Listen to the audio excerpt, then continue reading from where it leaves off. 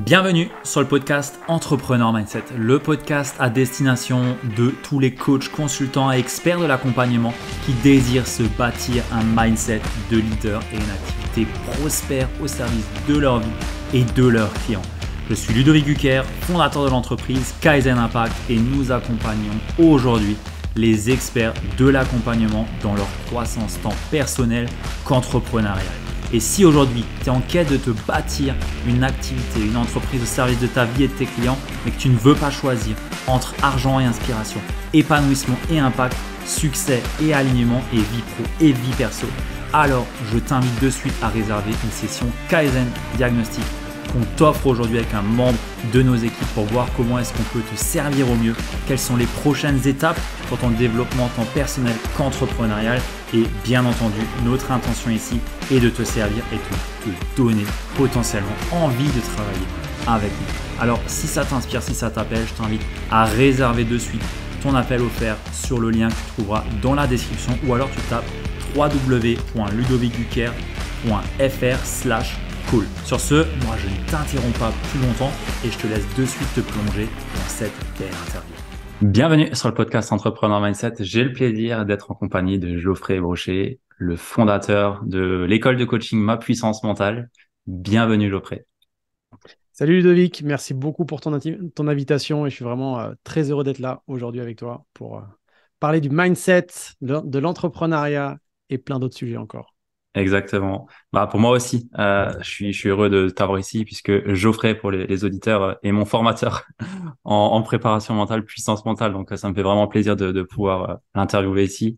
Donc, merci beaucoup pour ta présence. Et pour les personnes qui ne te connaîtraient pas, est-ce que tu pourrais nous dire en quelques mots en quoi consiste ton école, ton académie? Comme ça, on peut avoir un petit peu de contexte par rapport à ton parcours entrepreneurial. Alors, l'académie, moi je l'ai ouverte après vraiment une longue réflexion. Je viens de la... Enfin, on parlera peut-être de mon parcours après, mais moi, pendant 15 ans, j'étais dans la fonction publique où j'ai terminé comme formateur spécialisé en préparation mentale, notamment, parce que j'ai eu d'autres spécialisations. Et à un moment donné, j'avais envie de transmettre, j'avais envie de partager la méthode que moi-même j'utilisais et que j'utilise encore, qui est la méthode puissance mentale. Donc, c'est l'Académie de puissance mentale, c'est un lieu où on forme des coachs en préparation mentale. Donc, finalement, c'est le coaching en préparation mentale, c'est ce type de coaching qui permet d'accompagner différentes personnes, peu importe leur objectif, mais qui leur permet aussi d'apprendre des techniques, des stratégies, des outils bien précis pour justement être en mesure de s'adapter à n'importe quelle situation. D'accord? Mmh. Donc, on va développer les habiletés mentales comme celle de la confiance en soi, la gestion du stress, comment on fait aussi pour lâcher prise, passer à l'action. Tu vois, parce que je me suis rendu compte pendant quelques temps que l'univers du coaching évoluait d'une certaine façon. Pendant des années, on a dit que un coach ne donnait pas de solution. Alors Mmh. évidemment, quand on accompagne quelqu'un, quel qu'il soit, on va pas lui dire tu dois quitter ton job, tu dois faire tel choix, tu dois quitter ta femme ou autre, évidemment. Mais par contre, on doit lui proposer des solutions concrètes pour l'aider justement à avancer, évoluer, être en mesure de s'adapter à n'importe quelle situation. Mmh. Donc voilà, en fait, on va aller à peu près un peu après plus dans le détail, mais voilà ce qu'on fait nous au sein de l'Académie de puissance mentale. Alors, on a différentes branches, hein. Il y a la branche vraiment donc, qui forme les coachs en préparation mentale, donc c'est l'école francophone des coachs en préparation mentale. Et après, on a un pôle énergétique où là, c'est Betty avec l'Institut du bien-être énergétique qui, elle, fait du coaching en énergie subtile. Donc, c'est vraiment très complémentaire et voilà, c'est deux pôles différents au sein de l'Académie de puissance mentale. Ok, intéressant.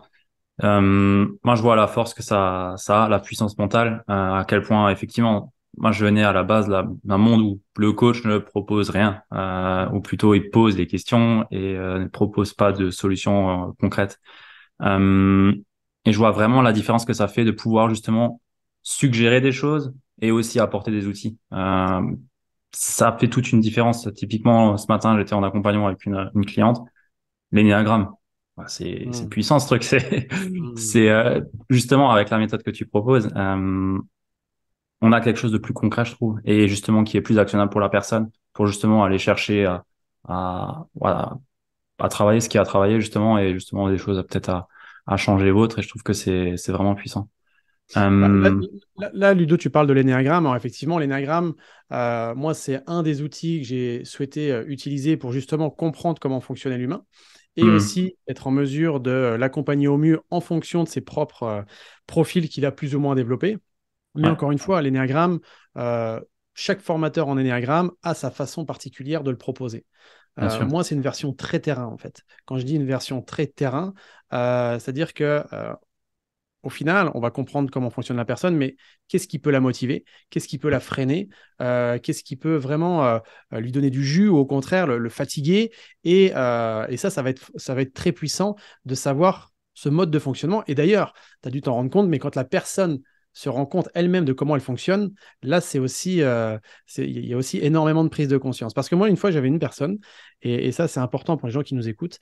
J'ai une personne qui est venue me voir et qui me dit, mais tu sais, moi, l'énéagramme, je l'ai étudié pendant 2 ans. Et au bout des 2 ans, on m'a tellement appris de choses que je ne savais même plus comment l'utiliser. Tu sais, c'est Ouais. cette boulimie de savoir, finalement, où on arrive dans un... Et d'ailleurs, ça parle peut-être à certaines personnes, mais on arrive à un moment donné où on a beaucoup de savoir, on a beaucoup de choses, on a emmagasiné beaucoup de choses, mais au final, concrètement, qu'est-ce qu'on en fait? Et Hmm, ça, c'est important. Euh, Avoir plein d'outils, c'est bien, mais quand est-ce que je les utilise? À quel moment je les utilise et comment je les utilise et dans quel but je les utilise. Donc, effectivement, maintenant, j'ai pas envie non plus de dénigrer ce qui a été fait pendant des années. C'est-à-dire que le coaching, lui, il est né dans les années 60 à peu près, où justement on sortait d'une ère où on était beaucoup dans les injonctions. Faut faire ci, faut faire ça, où la personne, finalement, elle n'avait pas cette possibilité d'être au cœur de sa vie. Et puis hmm, après, dans les années 60, on a dit non, mais attends, faut remettre l'humain au centre. On n'a pas à lui dire ce qu'il a à faire, c'est à lui de trouver lui-même ses solutions. Tu vois, donc hmm, ouais, il y a ce positionnement. Et effectivement, on s'est rendu compte que quand on aidait une personne à prendre du recul par rapport à une situation, elle-même aller chercher ses ressources et trouver ses propres solutions pour avancer, c'était efficace. Sauf que aujourd'hui, on a des gens, comme par exemple des entrepreneurs qui viennent te voir, qui veulent aller plus vite, qui veulent aller droit au but. Et ça, on se doit aujourd'hui de leur proposer des solutions concrètes. Et c'est pas pour rien d'ailleurs que nous, on a même des personnes qui sont formées au coaching de vie et qui viennent nous voir parce qu'ils ont besoin ils sentent une frustration, ils sentent un manque vis-à-vis de leurs clients, des personnes qu'ils accompagnent, ou même des managers, hein. Ils ont ouais. vraiment besoin d'outils concrets pour proposer aux gens qui le côtoient au quotidien. Donc, effectivement, ça répond aussi à une vraie problématique. Et d'ailleurs, le coaching en préparation mentale, ou même la préparation mentale en général, vient du sport de haut niveau. Et moi, je fais souvent un comparatif entre le sport de haut niveau et l'entrepreneuriat, parce que concrètement, c'est à peu de choses près, il y a vraiment... enfin, c'est très similaire, c'est-à-dire qu'il y a des objectifs à atteindre, il y a une gestion autant mentale que physique, il y a des freins qui peuvent parfois nous bloquer, nous empêcher de passer à l'action. On a besoin d'avoir aussi pas mal de focus pour aller vers là où on veut aller. Il y a énormément de choses.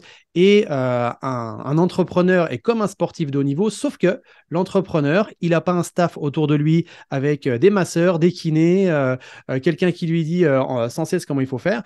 Donc, voilà pourquoi le coaching en préparation mentale répond réellement à un besoin, et notamment dans le monde de l'entrepreneuriat. Alors, qu'on soit dans le monde de l'entrepreneuriat avec une entreprise, ou alors même qu'on souhaite entreprendre sa vie. Parce que moi, je connais Hmm, des gens qui ont une âme d'entrepreneur, qui sont aujourd'hui salariés, mais ils ont des projets, ils ont des actions, ils mettent des actions en place. Et là, c'est fondamental d'ailleurs qu'ils soient accompagnés pour les aider à aller non pas plus vite, mais en tout cas que leurs actions soient mieux dirigées et au final qu'ils gagnent du temps, de l'énergie et parfois même beaucoup d'argent. ouais. Non, c'est vrai. Tu fais bien de faire ce comparatif entre sportif de haut niveau et entrepreneur. C'était un point que je voulais aborder aussi. Et je partage le même point de vue que toi. Au final, c'est un sport aussi, sauf qu'on n'a pas les mêmes règles. En tout cas, c'est pas le même jeu, on va dire. Mais c'est un sport tout de même. Et il y a les mêmes contraintes, exactement les mêmes contraintes, sauf que là, bien souvent, on a l'impression que si on veut réussir dans l'entrepreneuriat, surtout sur le web, de ce que je vois, il me faut des stratégies, des tactiques. Le truc en plus que j'ai pas, qui fait que bah dans le web, on arrive à fonctionner. Sauf qu'au final, enfin moi je le vois avec mes clients forcément, c'est jamais un problème de tactique et bien souvent on est sur des problèmes de confiance en soi, d'estime de soi, de ressources, de procrastination, de nourrit pas nos valeurs et ainsi de suite. Et c'est là vraiment où moi je vois que la préparation mentale de façon générale, travailler ces points-là, ça amène énormément de bienfaits pour le développement de la personne, mais aussi le développement de l'entreprise. Donc ouais, il y a Tu, vraiment tu sais, Ludo, je rebondis sur ce que tu dis. Des fois, on se dit, mais comment je dois tourner ma vidéo? Quels sont les points stratégiques par lesquels je dois passer? ouais. Est-ce que quand tu es en train de passer un bon moment avec un pote, est-ce que tu te poses ces questions-là? Non, parce que justement, tu es dans le flow, tu es bien, tu es à ton aise, Hum, tu partages des choses, tu es, précis dans ce que tu dis, tu sais attirer l'attention. Eh bien, c'est ça aussi. Quand des fois, moi, je vois, il y a certaines vidéos où des personnes, c'est techniquement, ok, c'est intéressant parce qu'il y a la phrase d'accroche, il y a du contenu, il y a un passage à l'action, ok, mais ils incarnent pas ce qu'ils proposent. Et ça, c'est dommage. Parce que si tu avais ce petit côté technique, mais en plus, parce que c'est pas la technique ou, on va dire, la dimension mentale, c'est la ouais. technique et la dimension mentale. Parce que Hum, concrètement, quand tu tournes une vidéo, c'est important d'être boum, ici et maintenant, présent, focus, où justement, tu as cette aisance oratoire et que tu vas capter tout de suite l'attention des auditeurs. Parce qu'en fait, ce qui est important de comprendre, c'est que tu vas dégager une certaine énergie qui va inspirer confiance ou non. En réalité, les clients, quand ils viennent vers toi, c'est beaucoup énergétique. C'est par ah oui. rapport à ce que tu dégages. Moi, je vois beaucoup de personnes, et j'étais même très surpris par rapport à ça. Beaucoup de gens viennent au sein de l'Académie de puissance mentale. Je leur dis, mais vous avez lu le programme? Non, non, mais on te fait confiance. Je trouve ça dingue. Je trouve ça dingue parce qu'en réalité, ils regardent l'énergie que je dégage. Évidemment, ça plaît à certains, ça plaît pas à d'autres et ça, c'est OK. Mais en tout cas, la plupart qui viennent vibrent aussi beaucoup avec l'énergie que moi, je dégage. Cette capacité finalement à être dans dynamique et puis aussi parfois aussi être calme, posé, focus, tu vois. Mais Ouais. donc, si aujourd'hui, un entrepreneur veut aller en direction de ses objectifs et surtout durer dans le temps, pour moi, la chose à surtout ne pas négliger et à mettre justement beaucoup d'attention dessus, c'est sur la préparation mentale. Et c'est pour Hum, ça qu'aujourd'hui, et c'est pas pour rien que beaucoup d'athlètes de haut niveau se réfèrent à la préparation mentale, beaucoup de grands leaders ont aussi des préparateurs mentaux. Alors oui, en Europe, on a l'impression de découvrir. Tu sais, on dit, oh là là, la préparation mentale, ça se passe aussi dans la tête. Aux États-Unis, tout ça, ça fait quelques années aussi qui sont là-dedans. ouais. Et d'ailleurs, pour la petite histoire, moi j'ai été formé chez les militaires à la base pour la préparation mentale, même si j'ai été formé dans de nombreuses méthodes, hein, hypnose, PNL, mindfulness, et puis plein d'autres choses encore. Mais les militaires, ça fait depuis les années 90 qui justement se posent la question comment faire pour que un militaire soit plus performant sur les théâtres d'opération. Hum, Donc, en gros, qui garde sa vigilance, qui soit focus, qui soit concentré, qui soit en mesure de se reposer lorsqu'il doit se reposer, d'être dynamique lorsqu'il doit être dynamique. Et tu vois, c'est la gestion de son mental, de son énergie. Donc, moi, j'ai beaucoup apprécié de travailler auprès d'eux. J'ai travaillé pendant quelques années auprès d'eux et j'ai appris beaucoup. Et puis, j'ai eu beaucoup d'expérience terrain. Et au final, je me rends compte qu'effectivement, l'entrepreneuriat, il y a beaucoup de similitudes par rapport à tout ça. Donc, aujourd'hui, concrètement, et dans tous les cas, les gens qui nous écoutent aujourd'hui, je pense qu'ils en ont conscience. euh, la dimension mentale est, selon moi, fondamentale et ça fait non pas la différence, mais une énorme différence. hum. Ouais, clairement. Et justement, t'as mis combien de temps? Je vais juste te poser la question parce que pour moi, la dimension mentale fait aussi part dans la résilience et dans le fait de continuer à avancer vers ce qui fait le plus sens pour nous. Et du coup, combien de temps est-ce que tu as mis aujourd'hui à monter ma puissance mentale, l'académie telle qu'elle est aujourd'hui? Ouais. Là, à l'heure où on enregistre ce podcast, on va arriver sur l'année 2023. J'ai commencé concrètement vraiment à parler d'académie et tout ça en 2018. Donc ça va faire à peu près 5 ans. Mais les outils qui sont dedans, ça fait euh, peut-être 20 ans que je les utilise. Hum, En fait, moi, ce qu'il faut savoir, c'est que quand j'étais en fac de droit, j'avais arrêté ma licence en plein milieu de la licence parce que j'avais des crises d'angoisse. Je tombais dans les pommes. Et je me dis, D'accord. mais qu'est-ce qui m'arrive en fait? Je deviens taré. Et j'étais allé voir un psychiatre qui m'avait donné des cachets. Bon, bah, ça m'avait aidé, mais au final, ça m'avait rendu surtout zombie plutôt qu'autre chose. Et là, je me suis dit, bon, bah, il doit y exister des techniques, des stratégies pour aller mieux. Donc, j'ai testé pas mal de choses. J'ai vu des choses qui fonctionnaient, j'ai vu d'autres choses qui ne fonctionnaient absolument pas. Et puis, quand j'ai réussi vraiment à avoir quelques... Donc là, je te parle de ça, on était dans les années 2000, hein.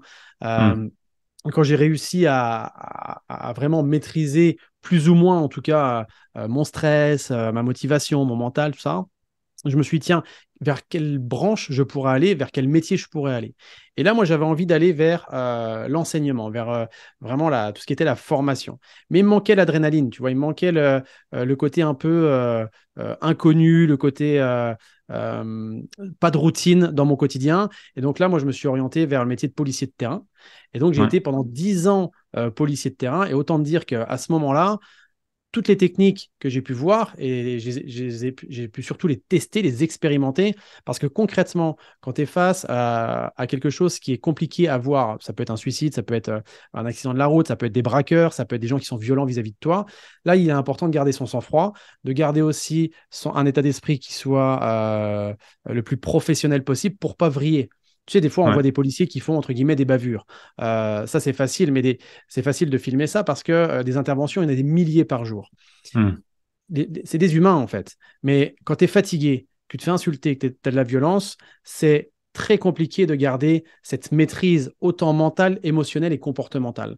Donc moi, ça a toujours été mon leitmotiv de me dire comment je peux faire pour justement être en maîtrise de tout ce système-là, donc pensée, émotion, discours intérieur, énergie et comportement. Et donc, de fil en aiguille, c'est vraiment une branche qui m'a passionné, qui m'a vraiment animé. Et sur la fin de ma carrière, donc moi j'ai fait 15 ans hein, dans la police, sur les 5-6 dernières années, je suis allé dans la formation et j'étais formé en maniement des armes, en sport, en technique d'intervention et notamment en préparation mentale. Et donc c'est là que j'ai vraiment développé tout ce pan de la préparation mentale, notamment en collaboration avec les militaires, avec d'autres services très spécialisés de la police, pour Hmm. justement savoir ce qui fonctionnait, ce qui ne fonctionnait pas. Parce que autant dire que des techniques qui sont utilisables dans des situations extrêmes, comme interpellation d'individus dangereux, intervention sur voilà, tout ce qui est terrorisme et tout ça, c'est autant applicable dans ton Ouais. quotidien personnel ou professionnel. Ça te permet justement de rester en maîtrise de toi-même et d'être au mieux performant. Donc, euh, donc tout ça, en fait, c'est des techniques que moi j'ai testées, j'ai expérimenté et j'ai vraiment testé sur des centaines et des centaines de personnes parce que quand j'étais à la formation, j'étais en contact tous les jours avec des élèves officiers et puis aussi avec des services extérieurs qui venaient s'entraîner au sein de l'école. Donc il y avait des services spécialisés comme le RAID, comme la BRI, comme le GAP. Le GAP, c'est le groupe d'appui des hautes personnalités. Donc c'est le service spécialisé du service de protection. Tu avais le service de la présidence, tout ça. Et moi, ça m'animait en fait de me dire, tiens, chaque fois que j'étais en contact avec quelqu'un, je proposais une séance, un entretien, une Ouais. technique, une stratégie, et là, j'avais des retours. Donc, c'est de ça que vraiment, quand tu me dis depuis combien de temps je pratique tout ça, ça fait des années en fait. Et tout ce que je Hmm. propose aujourd'hui, moi-même, je l'utilise encore dans mon quotidien, mais évidemment, c'est des choses que j'ai voilà, expérimentées à de nombreuses reprises. Et c'est pour ça qu'aujourd'hui, d'ailleurs, et tu le vois bien hein, au sein de l'académie, quand on me pose une question, que ce soit autant dans le monde voilà, de l'urgence, de l'intervention, mais aussi de l'entreprise, parce que j'ai fait beaucoup aussi d'interventions dans les entreprises, les particuliers, tout ça, c'est rare que je sois sec sur les réponses. Parce que justement, l'expérience fait qu'aujourd'hui, voilà, j'ai un background qui est vraiment qui me permet en tout cas de proposer du contenu de qualité à mes étudiants. Hmm. Ouais, ça c'est vrai. On sent que tu maîtrises. Tu maîtrises vraiment le sujet que tu abordes, donc ouais. Et du coup, tu disais 5 années pour développer l'académie Mm. telle qu'elle est au stade d'aujourd'hui. Mm. Qu'est-ce qui t'a donné envie de partir sur justement une académie plutôt que de te mettre à ton compte, à faire justement du coaching en one-one ou en groupe ou dans des entreprises? Mm. Euh, alors moi, du coaching one-one, j'en fais toujours. Oui, parce c'est que vrai. pour moi, il est important de rester sur le terrain. Moi, je suis un gars de terrain, de toute façon, j'adore ça. Donc, pour moi, c'est toujours important de coacher, d'accompagner des personnes, parce que ce que je propose en formation, c'est la même méthode que j'utilise quand j'accompagne des athlètes, des artistes, des hommes politiques, des chefs d'entreprise, des dirigeants ou toute autre personne qui ont des objectifs qui sont ambitieux. Et en fait, moi, j'ai une vraie passion pour la formation. J'adore ça. J'adore transmettre, j'adore voilà, partager. Et je me dis que cette méthode-là, j'ai tellement eu de retours qui étaient dingues que ça serait même quelque part égoïste de ne pas la partager. Ok. Et c'est vrai que aujourd'hui, il y a des écoles de coaching, tu en as beaucoup. Mais nous, la différence, parce que pour moi, c'est la différence, et c'est pour ça d'ailleurs que les gens viennent nous voir, c'est que on a vraiment un retour terrain qui est énorme. Tous les milieux, enfin, on a, pas tous les milieux, mais on a énormément de milieux qui ont été touchés justement par notre méthode et on a des retours qui sont dingues en fait. Et Hmm. aujourd'hui, je ne connais pas un domaine où la méthode ne s'applique pas. D'accord. Donc, Ok. c'est ça qui est vraiment intéressant et en tout cas, cette méthode est toujours en évolution tout le temps. C'est-à-dire que quand j'ai des retours d'entrepreneurs, de personnes qui coachent des personnes dans des milieux spécifiques, je dis, ah tiens, intéressant ça. Et là, ça permet de modifier, parfois ajuster, de donner peut-être un détail qui est différent pour que ça soit encore meilleur d'année en année en réalité. Hmm. Et justement, qu'est-ce qui a été le plus compliqué pour toi dans le développement de cette école? Est-ce que tu t'es heurté vraiment à des murs, à des choses que tu t'attendais pas? Qu'est-ce qui a vraiment été dur à développer? Alors, le plus compliqué, je dirais, c'est parce que moi, j'ai souhaité que justement notre académie, elle soit reconnue par l'État. Ok. Donc qu'elle soit certifiée Datadoc et après Calliope. Donc qu'elle soit reconnue comme un organisme de formation. Je pourrais très bien faire sans, mais j'avais décidé de faire ça. Et là, quand je me suis confronté à à la rudesse de Dame Nature. Enfin voilà, être certifié Calliope, quand je me suis fait auditer par la personne, j'avais l'impression d'être face à la police des polices, quoi. Ok. Ça m'a gonflé. Fallait que je prouve plein de trucs. Et alors que, bon, c'est tout, on l'a passé, on l'a réussi, on n'a eu aucun refus, donc c'est OK. Mais ça m'a vraiment épuisé de dépenser mon énergie pour ça. Mais bon, c'était un passage obligatoire. Moi, j'ai pas vraiment eu de mur, j'ai pas eu vraiment de. Je pense que euh, ce qui a toujours été pour nous, je dis nous parce qu'on est une équipe, vraiment l'objectif, l'ambition, c'est toujours s'améliorer, de Hmm. jamais rester sur nos acquis. Donc là, on a toujours notre radar qui est en éveil, notre curiosité, quand on voit qu'il y a des nouvelles choses qui arrivent, on fait en sorte de les mettre en place. Voilà, il y a toujours ce principe de formation, d'évolution continue. Euh, mais je dirais pas qu'il y a vraiment des murs.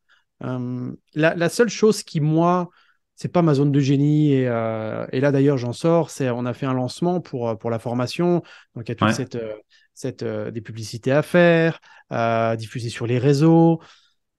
Là, je suis en train vraiment de me poser la question pour choisir un modèle d'affaires qui soit un peu différent, pour justement me faire connaître différemment.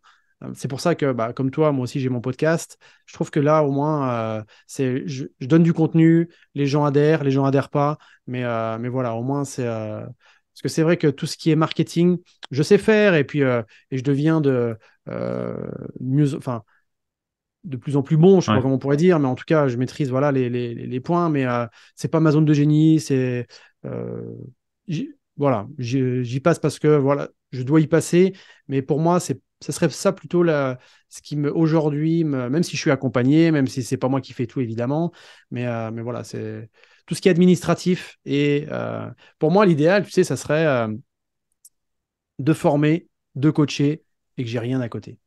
C'est Ouais. même les contrats, la finance, ça me regarde pas. Bah, aujourd'hui, c'est le cas, hein. On a une secrétaire administrative, on a quelqu'un qui gère la comptabilité, mais on a quand même un œil dessus. Enfin, c'est vrai Ouais, que t'es pas juste à faire ta chose et tu sors de ah ta non, bulle. Hein, c'est, non. D'ailleurs, c'est ça aussi qui a tout à l'heure, on parlait de quand tu es entrepreneur, tu es comme un sportif de haut niveau parce que les gens qui se lancent dans l'entrepreneuriat en pensant qu'ils vont faire uniquement ce qu'ils aiment, bah, c'est un peu un fantasme. C'est vrai. Parce que à un moment donné, tu es obligé de passer par la comptabilité, tu es obligé de passer par l'administratif, tu dois être bon dans tout. Quand le banquier t'appelle, tu dois être bon dans ce domaine-là. Quand les impôts t'appellent, tu dois être bon dans ce domaine-là. Quand tu dois faire du marketing, tu dois être bon dans le marketing. Quand voilà, c'est tous ces. Quand tu vas louer une salle, tu dois être en mesure de savoir si le devis il est bon, s'il est trop cher, pas assez cher. Enfin, il n'est jamais pas assez cher, mais quand voilà, s'il est bien placé ou pas, tu dois être en mesure d'organiser. Enfin, c'est pas tu te poses, tu as les étudiants face à toi et tu formes. Ou alors tu te poses, tu as quelqu'un que tu dois accompagner et que tu coaches. Il y a quand même toute une démarche derrière qui, surtout au début, Ouais. après le bouche à oreille vient évidemment et ça c'est très puissant, mais il y a toute cette démarche-là qui est assez énergivore. Mais au final, c'est pour ça que c'est important aussi d'être prêt mentalement, de savoir comment se poser. Tu vois d'ailleurs, petit exemple terrain concret, je savais qu'on avait l'entretien là, je sors d'un lancement où justement ça a pris beaucoup de jus. Je savais qu'on avait rendez-vous à telle heure. Pendant 1 heure, je me suis posé. Je me suis régénéré, en fait. Tu vois, pour Ouais. justement être prêt, pour être focus avec toi et pas avoir les idées qui divaguent, tu vois. Donc, Hmm. c'est aussi ça, c'est être en mesure de gérer, de s'adapter et de faire aussi, de répondre du mieux possible. Je te donne un autre exemple. Dernièrement, j'ai ma responsable du secrétariat qui m'appelle, il me dit Geoffrey, pendant un moment, on avait encore le CPF. Là, pour l'instant, à l'heure où je te parle, on a décidé de plus le prendre. Elle me dit, bah, le CPF nous a tout bloqué et il y a 40 000 euros qui nous ont bloqués. 40 000 euros, c'est une grosse somme. Et là, je dis, bah, écoute, on verra. Hein. S'il nous les laisse, s'il nous les laisse. S'il nous les laisse pas, bah, tant pis, on fera autrement. Et elle a halluciné dans ma manière que je lui ai dit à quel point j'étais posé. Mais en réalité, je lui dis, tu sais, ça ne dépend pas de nous. Hmm. Donc, c'est un choix de m'énerver dessus ou c'est un choix de me dire, on verra et on verra ce qui se passe.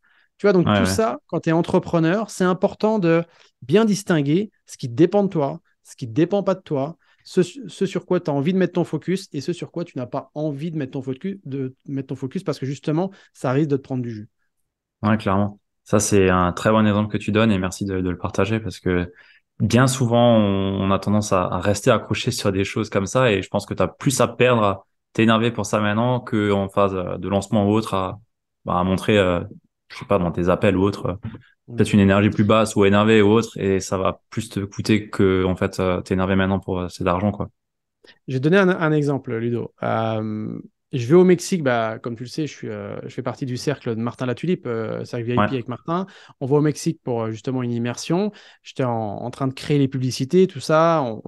On booste sur les publicités Facebook. J'arrive au Mexique, décalage horaire, je suis en vrac, voilà, j'ai pas d'énergie, je suis assez fatigué. J'ouvre mon Facebook, je me fais défoncer par des haters sur Facebook. Des gens qui te disent t'es un escroc, tu prends les gens pour des pigeons. Je me suis fait insulter aussi de tous les Sur noms. les pubs directement? Ah ouais, ouais, ouais, des Sous gens. les pubs, du coup? Ah ouais, Ouais. ouais, des gens qui me connaissent absolument pas, ils savent même pas ce que je fais et ils viennent juste déverser leur fluide négatif en fait.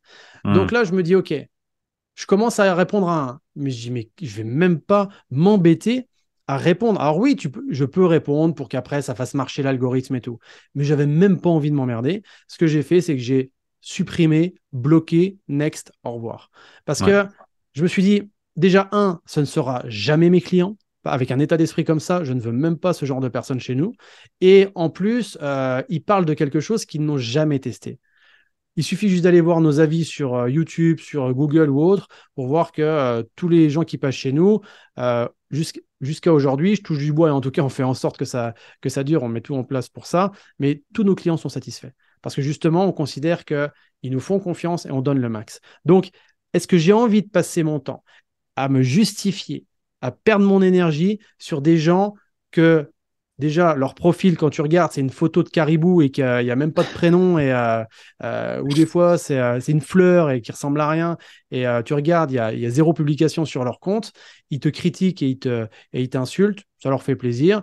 Moi, je me suis dit, OK, je supprime, je bloque, au revoir. Surtout là, à ce moment-là, quand j'étais au Mexique, j'étais fatigué, j'avais pas envie de dépenser mon énergie. Donc, tu vois, tout ça, c'est aussi pour dire, quand tu es entrepreneur, prendre soin de son énergie, c'est fondamental. Hmm. Donc, être en mesure de s'observer, de savoir où est-ce que vous en êtes dans votre curseur d'énergie et de vous poser la question, tiens, en ce moment, est-ce que l'action que je vais mener là, est-ce que, un, j'ai envie de la faire, deux, j'ai assez d'énergie, et trois, si j'y vais avec cette énergie-là, est-ce que je vais avoir les résultats escomptés, oui ou non? En tout cas, est-ce que je vais avoir des chances d'avoir les résultats escomptés ou non? Tu vois? Donc là, un, j'avais pas envie de me justifier, deux, j'avais pas d'énergie, et trois, je me suis dit, si je commence à rentrer dans leur jeu, je vais y perdre mon temps et tout ça. Donc voilà, c'est, tu vois, d'un exemple, comment faire pour justement garder son focus, préserver son temps, son énergie, Ouais. pour être au mieux sur des choses qui sont fondamentales et pas des choses qui sont inutiles finalement. Justement, ce que tu dis, ça me fait très bien penser aux trois piliers. Donc, connexion à soi, connexion à son environnement et à ses ambitions. C'est au final exactement ça aussi, comme tu as pu l'évoquer là. Est-ce Tu veux que tu... Ouais, j'allais te tu veux qu'on demander développe si... un peu? Ouais, comme ça, Parce que là, les gens, ils vont dire, mais de quoi il parle, Justement, Ludo? Parce que pour toi, justement. maintenant, ça fait maintenant quelques mois que tu manipules tout ça dans tous les sens et que tu l'intègres forcément. Donc, en fait, moi, à un moment donné, quand j'ai créé cette méthode de puissance mentale, qui est une méthode déposée, je me suis dit, comment faire pour qu'une personne, parce que je me suis rendu compte que ce qui donnait de la puissance à un individu, ce qui donnait du focus, ce qui donnait de la détermination, ce qui permettait finalement de ne pas se poser comme question, est-ce que je suis stressé, pas stressé, c'était d'avoir du sens. D'ailleurs, il y a un livre que je conseille à tout le monde, c'est de Viktor Frankl, c'est... Man j'ai search for oublié. a meaning. Comment? A man searching for meaning, un truc comme ça, non? C'est un psychiatre autrichien dans les camps de concentration, en fait. Ouais, il y a un petit C'est oiseau sur la pochette. Ou alors c'est c'est en possible. français, la logo... Voilà, c'est ça. Voilà, c'est ça. Ouais, Retrouver du sens à sa vie grâce à la logothérapie. Ou voilà. retrouver, enfin, tapez Viktor Frankl et vous verrez, vous retrouverez facilement le titre. En fait, cette personne-là explique que quand il était dans les camps de concentration, il avait observé que les gens qui réussissaient à s'en sortir, c'était pas les plus grands, c'était pas les plus forts, c'était pas les plus mecs, c'était pas les plus intelligents, c'est ceux qui réussissaient à retrouver du sens dans leur vie. Donc moi, je suis parti de là. Et je me suis dit, c'est vrai que quand tu trouves du sens, quand tu es accroché à quelque chose qui est puissant pour toi, tu deviens inarrêtable en fait. Et là, j'ai observé un peu ce qui se passait autour de moi. J'ai observé des gens qui avaient tout pour être heureux et qui au final ne l'étaient pas. Ils perdaient du sens. J'avais observé des personnes qui avaient d'apparence rien pour être heureux, pas beaucoup d'argent, qui vivaient modestement, mais au final, ils étaient heureux et parce qu'ils avaient du sens dans leur vie. Et là, je me suis dit, mais sur quel pilier ils se reposent pour que justement, ils soient en mesure de trouver ce sens-là? Et en fait, les piliers, ils sont simples. Très souvent, quand on est entrepreneur, on veut se fixer des objectifs. On veut atteindre des objectifs. On veut atteindre un tel ou tel CA. Je veux atteindre 50 000, 100 000, 200 000, 500 000, 1 million, peu importe. Je veux atteindre cet objectif-là. Mais moi, j'ai vu des gens s'épuiser littéralement en voulant atteindre ces objectifs-là. Et même parfois, j'ai vu des gens atteindre leurs objectifs au-delà de ce qui s'était fixé. Certains s'étaient fixés 500 000, ils ont dépassé leur chiffre d'affaires. Et au final, ils n'étaient pas plus heureux, ils étaient rincés et ils étaient à deux doigts de tout larguer. Un peu comme, tu sais, un athlète de haut niveau. D'ailleurs, c'était le nageur américain Phelps qui disait que très souvent, après ses médailles olympiques, il déprimait. Parce qu'il y a cette perte de sens, en fait. Donc, je me suis dit, comment faire simplement, le plus simplement du monde, pour se demander si aujourd'hui, on a du sens dans sa vie, mais surtout, qu'est-ce qu'on peut aller vérifier, quels sont les piliers qu'on pourra aller vérifier pour savoir si on a du sens dans notre vie. En fait, plutôt que de s'attacher à un objectif, la première des choses, c'est de se connecter à son pilier 1 qui est soi-même. Se remettre au cœur de sa vie, au cœur de son entreprise, au cœur de son objectif. Vraiment de se dire, tiens, qu'est-ce qui m'anime profondément?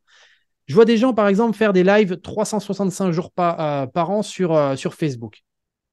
Ils perdent leur énergie, ils perdent leur temps tout simplement parce qu'ils ont fait ça, non pas parce que ça les animait eux, mais parce qu'on leur a dit que ça allait marcher, que ça allait leur donner de la visibilité. Et ça les épuise et certains en arrivent à être dégoûtés. Et encore une fois, si c'est le cas des gens qui nous écoutent, il n'y a pas à culpabiliser. Mais posez-vous la question, est-ce que ça vous anime vraiment de faire ce genre de live? Si c'est oui, continuez, si c'est un intérêt pour vous.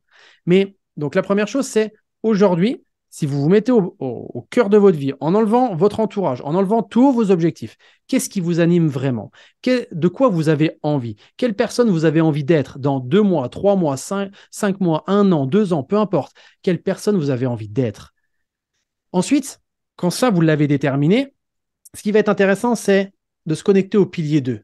Parce que quand on sait qui on est, qui on a envie d'être, la question à se poser, c'est qui j'ai envie de côtoyer. Et inversement, avec qui j'ai envie de prendre de la distance. Parce que quand on a conscience que notre environnement, c'est Jim Rohn qui disait on est la moyenne des 5 personnes qu'on côtoie, quand on a conscience de l'impact des gens qu'on côtoie sur notre vie personnelle, eh bien là, ça fait une grosse différence. Si vous côtoyez que des entrepreneurs, ça va forcément vous aider à évoluer. Maintenant, attention, est-ce que c'est bon aussi pour vous de côtoyer que des entrepreneurs? Des fois, c'est aussi bon de côtoyer d'autres personnes justement pour vous changer l'esprit. Donc ça, d'avoir un œil sur la connexion au pilier 2 qui est les autres, donc qui est son environnement physique, mais aussi son environnement matériel. D'accord? Donc quand je dis environnement physique, c'est des personnes. Mais il y a aussi son environnement matériel. Où est-ce que je suis habituellement et qui me donne de l'énergie? Par exemple, ça peut être la forêt, ça peut être la montagne, ça peut être la mer, ça peut être la ville, ça peut être où vous voulez, la campagne, ce que vous voulez. Donc, rien que ça déjà, quand tu te mets au cœur de ta vie, en faisant des choses qui sont importantes pour toi, que tu t'entoures des gens. Et il n'y a pas besoin d'être à 100% avec des gens qui t'animent. Ça peut être du 80-20. Ça peut être, 80% des gens avec qui t'es bien et 20%, bon, bah, tu les supportes. et après, le troisième pilier, c'est quels sont mes objectifs? Qu'est-ce que je me fixe dans ma vie? Vers où je vais aller? Quelle vision je me donne? Et très souvent, moi, quand j'accompagne des gens, j'écoute ce qu'ils me disent pour voir un petit peu dans quel pilier ils sont peut-être trop connectés au détriment d'un autre. Je te donne un exemple. Dernièrement, j'ai un dirigeant qui, lui, il venait me voir pour avoir plus de leadership. D'accord, c'était son objectif, augmenter son leadership pour avoir un plus gros chiffre d'affaires dans son entreprise. Mais là, on s'est rendu compte qu'il était focalisé uniquement sur son chiffre d'affaires. Sa relation avec ses collaborateurs, elle était très mauvaise.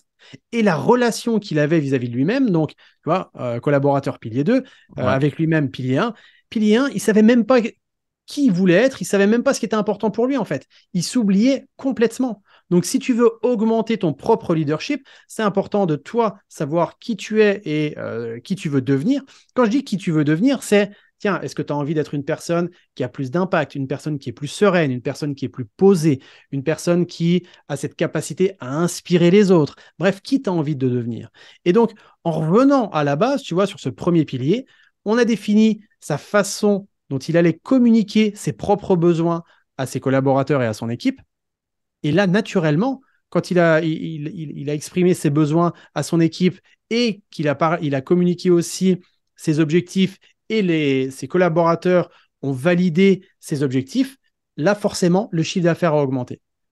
Tu vois? Donc, c'est bien de vouloir développer son leadership et son CA, mais à un moment donné, c'est important de revenir sur la base. Donc là, concrètement, quand tu dis les 3 piliers, et je termine là-dessus, c'est important d'avoir l'équilibre. Si on est trop connecté à soi et pas assez aux autres, bah, on risque d'être plutôt égoïste. D'accord? Si on n'est que sur les autres, ce que veulent les autres, on risque de s'oublier. Et si on est trop sur nos objectifs, on s'oublie et on risque de finalement s'épuiser. Et ça, c'est le risque aussi des entrepreneurs, parce que beaucoup viennent me voir en me disant, je voudrais développer mon mental, avoir un plus gros mental. Mais le problème, c'est que des fois, ton mental, il t'amène dans le mur. Parce qu'à vouloir des objectifs super élevés, même disproportionnés par rapport à ce que tu peux donner là en ce moment et par rapport à tes capacités, tes compétences, tu vas t'épuiser à la tâche et tu risques de ne pas durer dans le temps, quoi. Ouais. C'est très bien l'explication que tu as pu donner, merci. Je pense que ça va parler à beaucoup de personnes, mais effectivement, en général, quand on vient me voir, c'est je veux plus de CA. C'est exactement ça. Je fais ok, ça marche. Il me faut un système ou un outil marketing qui soit le bon pour moi. Je fais ouais, ça marche. Et en fait, quasiment tout le temps, on revient, ok, pilier numéro 1, c'est là. En général, c'est là à chaque fois où ça pêche et où en fait, on suit quelque chose qui est dit bon pour que ça fonctionne pour nous, qui au final, bah, ne nous nourrit pas, nous inspire pas, nous draine et les gens se perdent au final. Et je trouve qu'il y a une grosse influence et ça peut être intéressant peut-être de voir comment justement on peut sortir de ces influences parce qu'aujourd'hui, quand on entend sur, tu vois, les pubs et ainsi de suite, il y en a un, c'est le funnel. Après, il faut faire ci, la prospection ci. Il y a plein de choses et souvent, on se fait entraîner dans un vortex comme ça. Tu as parlé de Live 365. C'est une mode qui est sortie d'un coup. Je sais pas d'où ça a popé ce truc, mais il y en a plein il y en a plein qui le font et tu te dis, mais pourquoi tu le fais en fait? Et ils se perdent, ils se détruisent à petit feu en fait et leur flamme, elle s'éteint comme ça. Donc, comment on sort justement de ces influences? Est-ce que tu as quelque chose à nous partager par rapport à ça? Bah, tu vois, comme je te disais tout à l'heure, moi, aujourd'hui, je suis dans le mastermind avec Martin Latulippe. Ouais, Il y a des top entrepreneurs du monde francophone. Moi, ouais. l'intérêt d'aller dans ce genre de mastermind, c'est d'observer chaque modèle d'affaires. Hmm. Comment fonctionne chacun? Comment fonctionne Chloé Bloom? Comment fonctionne François Lemay? Comment fonctionne Paulo Pironet? Yannick Alain? Martin, même lui-même, comment il fonctionne? Charles Côté, Sonia Zerbatani, tous ces gens-là, tous ces gens qui sont high level dans le monde web entrepreneurial, comment ils fonctionnent? Quel est leur modèle d'affaires? Ouais. Et après, moi, je fais mon marché. Quand je Hmm. dis je fais mon marché, c'est tiens, telle façon de fonctionner, ça me correspond, hop, je prends. Cette façon de fonctionner ne me correspond pas. Par exemple, moi, faire des stories tous les 10 minutes, c'est quelque chose que j'ai pas envie, en fait. Tu vois, ça me gonfle. Donc, Ouais. j'ai essayé, ça m'a gonflé. Euh, Être plutôt dans un style de travailler à fond pendant 4 jours et avoir 3 jours de repos ou 5 jours de repos, ça, c'est mon modèle d'affaires. D'accord. C'est-à-dire, vraiment, tout ce que je fais aujourd'hui, moi, c'est ce qui me correspond. Tout ce que je fais aujourd'hui, je veux que ça soit au moins à 80% de ce que je fais et un impact dans d'ici même 1 an, 2 ans, 3 ans. C'est pour ça que je me suis lancé dans le podcast et que je diminue vraiment des lives Facebook parce que pour moi, c'est trop éphémère. Je perds du temps et de l'énergie pour quelque chose qui, dans 2 ans, même tu sais, au bout de quelques jours, t'es déjà Il n'y a plus passé. rien, ouais. Il n'y a plus rien. Sauf si tu l'extrais, tu l'enregistres, machin. Ouais. Mais donc, c'est vraiment important de se dire, parce que des fois, les gens vont dire, oui, il faut faire un lancement, il faut faire tel type de page de vente. Pendant un moment, on était sur des pages de vente qui étaient longues comme le bras. Après, on a dit, non, il faut aller à l'essentiel, faut raccourcir. Et puis après, on dit autre chose. Fais ce que tu as envie de faire, en fait. Teste, expérimente et tire-en des conclusions. Là, moi, j'avais jamais fait de vrai lancement avec un gros budget pub. Et puis, j'ai testé. Il y a des choses qui m'ont convenu, d'autres choses qui m'ont moins convenu. Donc, je vais en tirer un apprentissage. Mais encore une fois, j'ai aussi fait quelque chose que je pensais être bon pour moi. C'est-à-dire que le lancement, moi, je l'ai fait avec 3 lives sur 2 à 3 jours de décalage pour que les gens puissent justement intégrer le contenu. Et je me suis dit qu'en fait, il y a des choses qui me prenaient du jus et je pourrais peut-être améliorer. Mais Ouais. encore une fois, donc par rapport à tout ce que vous voyez du monde de l'entrepreneuriat, et encore une fois, vous ne voyez qu'une facette de la pièce. Moi, des fois, j'entends des choses qui me rendent dingue. Avec un mail, j'ai gagné 100 000 euros. Oui, ok, c'est possible. Tu lances un mail à une base de données où tu as 30 ou 50 000 personnes. Tu dis que tu lances une formation uniquement réservée à 10 personnes et cette formation-là vaut 10 000 euros. Tu fais 100 000. Mais Ça fait 10 ans que tu es attends, là. bien sûr, dis pas ça à n'importe qui en fait. Parce que là, Ouais. c'est mentir aux gens. Et moi, ça, c'est quelque chose que, en tout cas, chacun fait ce qu'il veut, mais moi, c'est pas mon délire. Hmm. Donc, faut pas mentir aux gens. Si aujourd'hui, moi aujourd'hui, j'ai la chance de côtoyer les meilleurs du monde francophone. Tu sais quel est le secret? C'est la persévérance. La persévérance, le passage à l'action. Dernièrement, je parlais à Chloé. Chloé, c'est devenu une amie. Et je lui dis, tiens, Chloé, pour toi, qu'est-ce qui fait que ton podcast aujourd'hui est écouté par des millions de personnes? Elle me dit, Geoffrey, ça fait, alors je ne sais plus combien de temps elle m'avait dit, 2, 3, 4 ans qu'elle a lancé son Ouais, trois podcast. quatre ans, ouais. Voilà. Elle me dit, je n'ai jamais loupé un seul épisode. Hmm. Point barre. Point barre. Et après, elle utilise Instagram pour, comment dire, développer son Promouvoir, ouais. podcast, voilà, promouvoir son podcast. Donc tout ça, moi, c'est des stratégies que je prends et je me dis, tiens, c'est intéressant.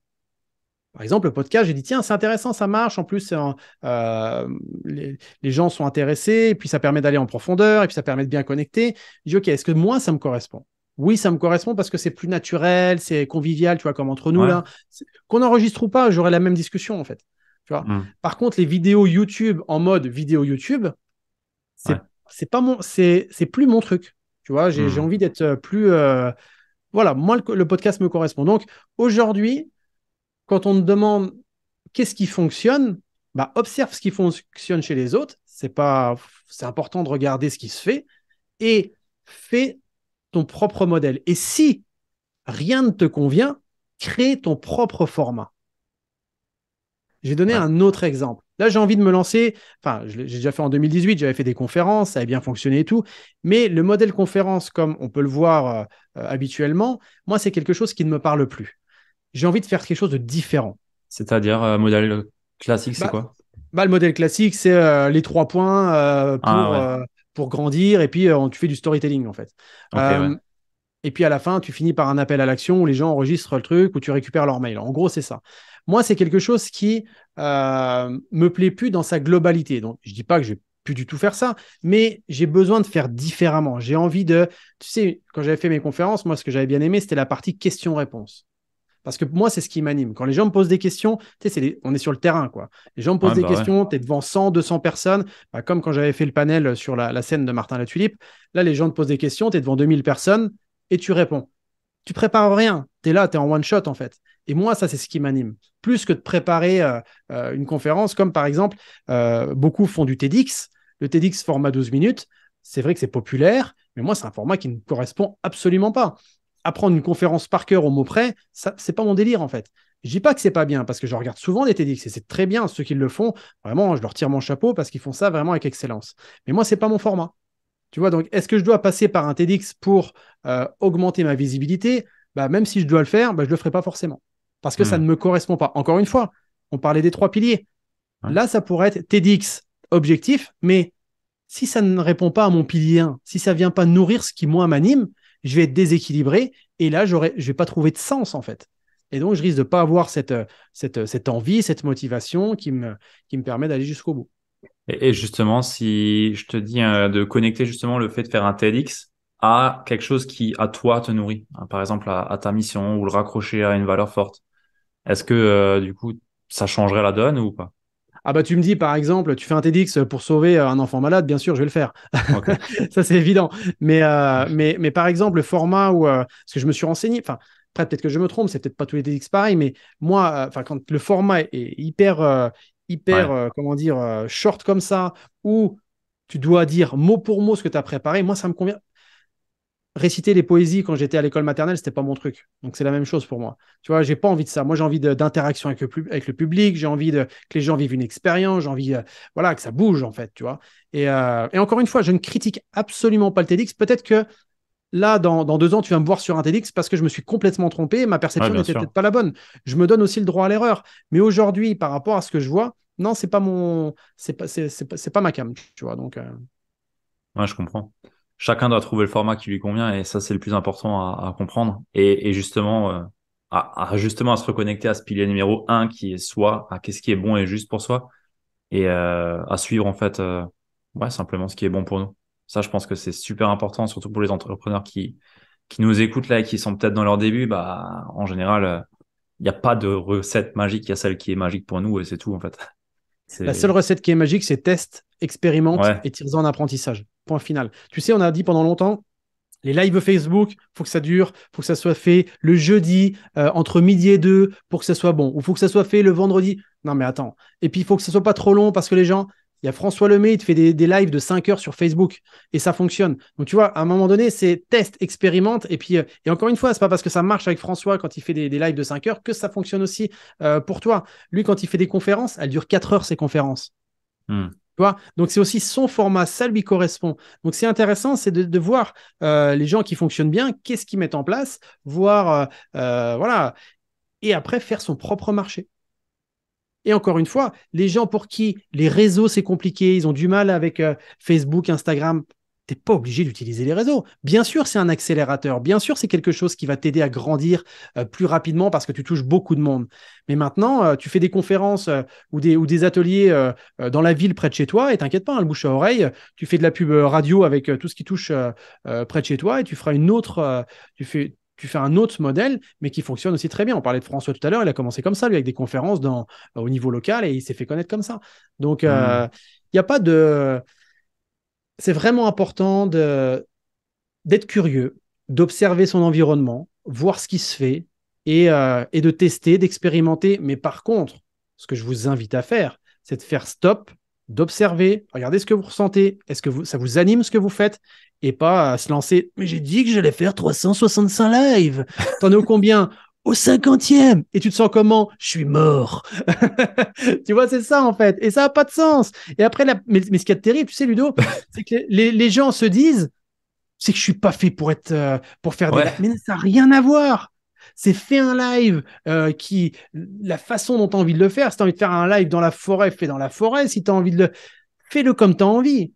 Et tu peux aussi le faire 365 jours si tu as envie. Mais quand je vois les gens avec des poches sous les yeux à faire le dimanche matin parce qu'ils ont dit à eux-mêmes et qu'ils ont 3 vues, c'est très compliqué, même pour le moral. Tu te dis, Ah, voilà, donc observe, tire-en des leçons et puis améliore du mieux que tu peux. Et puis, faut c'est que très bien. l'intention soit bonne en fait dans ce qu'on fait. C'est pour moi le plus important. C'est est-ce que l'intention que j'y mets, elle est bonne ou c'est juste pour une métrique qui au final on s'en fout quoi. C'est C'est ça, vraiment ça. exactement. J'ai envie de te demander si demain il y avait absolument plus rien de Geoffrey Brochet, plus d'école, plus d'académie, plus de publications Instagram, Facebook, ce que tu veux là où tu as du contenu. Qu'est-ce que tu as envie qu'on retienne de toi?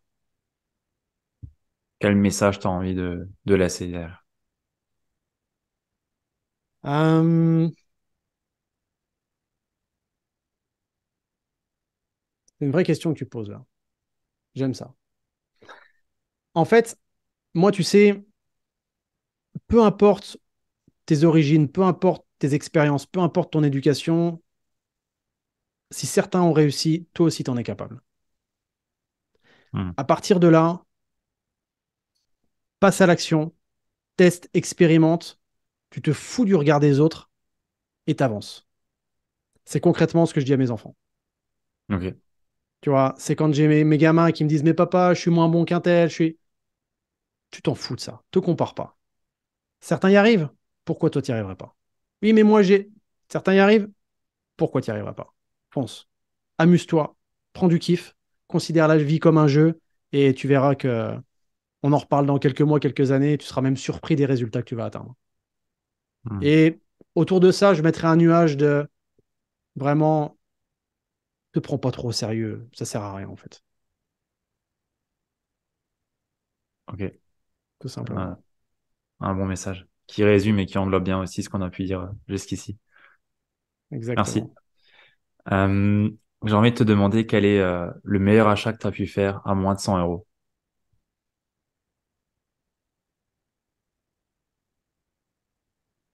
Le meilleur achat que j'ai pu faire à moins de 100 euros. Oh, une paire de baskets. Ah, Une paire de baskets parce que j'hésite entre ça et une kettlebell. j'ai Je pensé pense, que tu allais dire la kettlebell.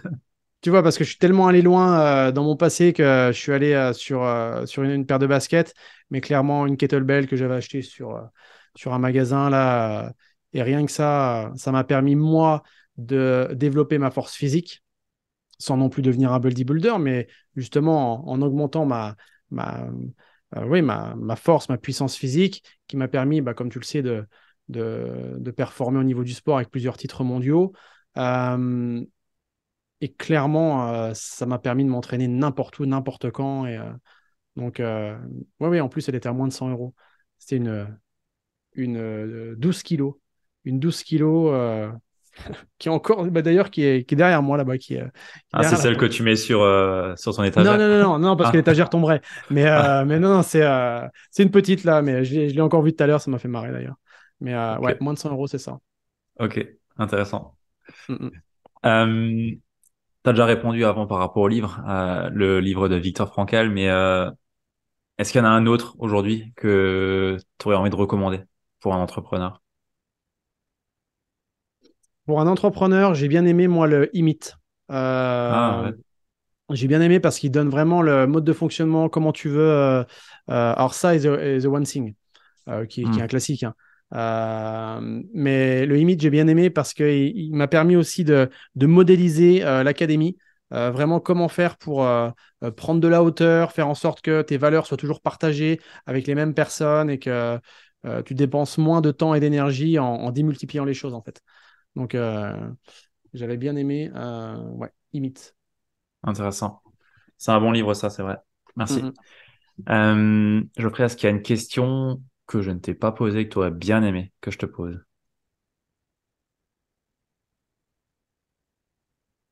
mm. Écoute, on a tourné.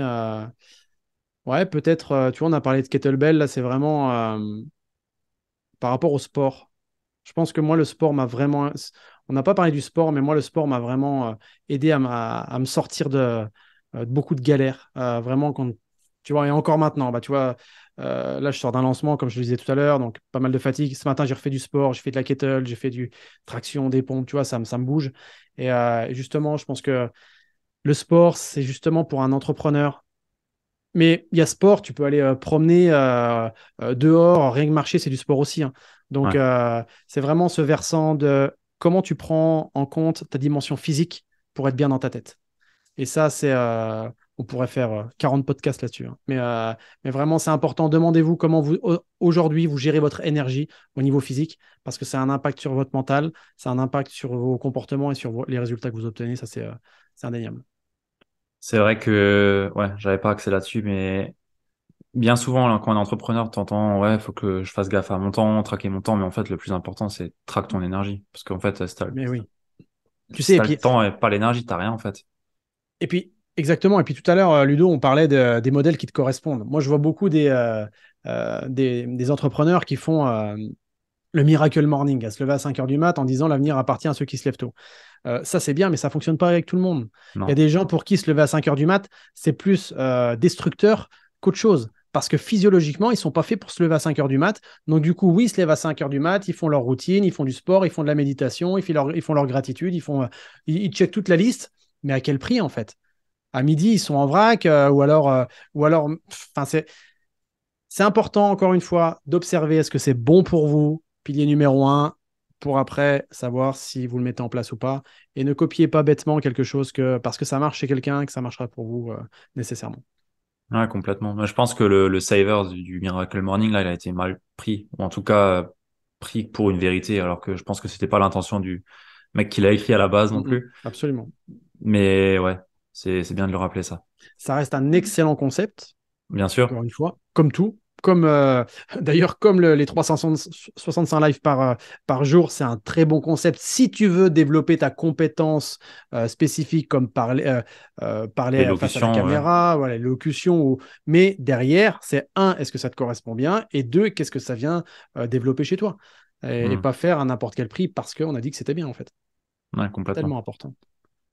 Un très bon message là sur cet épisode. Retenez bien ce message. C'est qu'est-ce qui est bon pour moi en fait et est-ce que Mm. réellement ça répond aux trois piliers que Geoffrey a pu évoquer là. C'est vraiment important. Euh, Où est-ce qu'on te retrouve? Comment est-ce qu'on te contacte? Alors, bah, sur les réseaux, c'est mapuissancementale.com. Donc, ma puissance mentale, en fait, c'est toute la communauté. Après, l'académie de puissance mentale, c'est tout ce qui est formation. Donc, sinon, le site internet, c'est www.mapuissancementale.com. Et sur le podcast aussi, il y a plein de thématiques. C'est le podcast Puissance mentale. De toute façon, vous mettez puissance mentale dans Google, dans Insta, dans Facebook. Si vous ne me trouvez pas, là, c'est qu'un problème. Je Et encore une mettrai, fois, si jamais vous avez des questions, n'hésitez pas à me contacter. Je suis vraiment accessible et je vous aiderai avec grand plaisir. super. Je mettrai tous les liens dans la show note du podcast dans tous les cas. Merci Excellent. beaucoup pour ton temps. J'ai vraiment apprécié cet échange. J'ai une dernière question que je pose à tous mes invités. C'est qui est-ce qu'ils aimeraient bien voir passer après eux sur ce micro? Euh,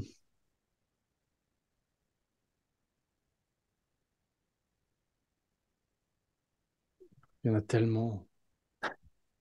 Après, tout dépend le domaine, mais tu sais, moi, des gens qui m'inspirent, il y a des gens comme Martin, comme Polo, comme François. Voilà, je sais pas si tu les as déjà eus sur le podcast, mais Non. ces gens-là, ils peuvent apporter du lourd, hein. Donc, Je ne suis pas encore allé outre-mer, donc ça ah peut bah être voilà, bah intéressant tu de vois, demander à Martin. c'est l'occasion. Et encore une fois, si tu as besoin, je peux te mettre en relation aussi. Super, merci beaucoup. Pour les auditeurs qui sont encore là, bah, j'espère que ça vous a plu. Partagez-le aux personnes à qui ça peut être utile. C'est comme ça que on fait une transmission de savoir et que bah aussi on peut se servir des personnes. Donc voilà, sentez-vous libre de le faire et on se dit au prochain épisode. Merci à tous. Ciao. Bye tout le monde.